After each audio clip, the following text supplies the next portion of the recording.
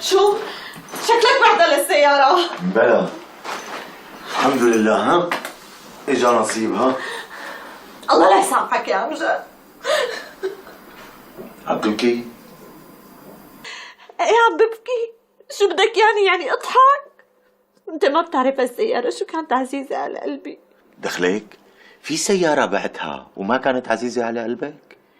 بس هسه انت فين شكل؟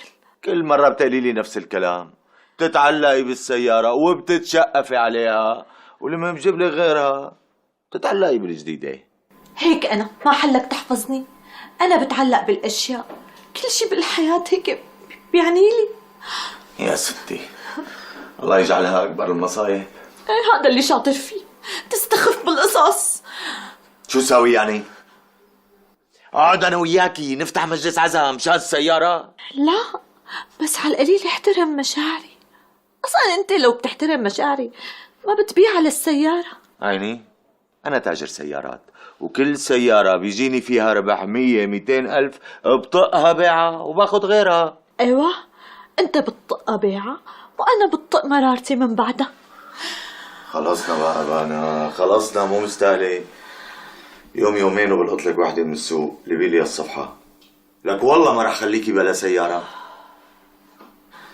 لك انا مو هذا اللي بدي اياه. انت امتى بدك تفهم علي؟ انا بدي استقر على سيارة حسها انه الي، دللها زينها على ذوقي، هيك ازرع فيها تفاصيل ذكريات، حس بخصوصية، حس انها ملكي، مو كل دقيقة خايفة اني افقدها. ما بدك تتفقدي الأغراض يلي كانوا فيها؟ يا حدو ساعدك.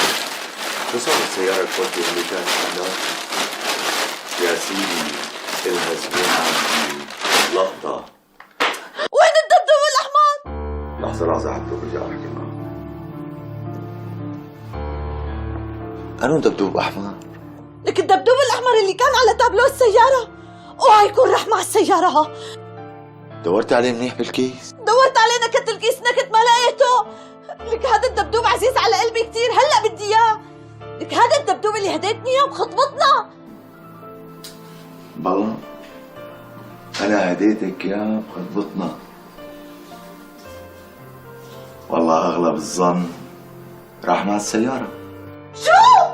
لك انت ما عندك قيمة لشيء. لك هي احلى ايام بحياتنا على اساس انت رومانسي وما بعرف شو وما بتنسى شيء من تفاصيل قصتنا. لك شو انت شو؟ ما عندك قيمة لشيء، كله عندك مصاري. والله المصاري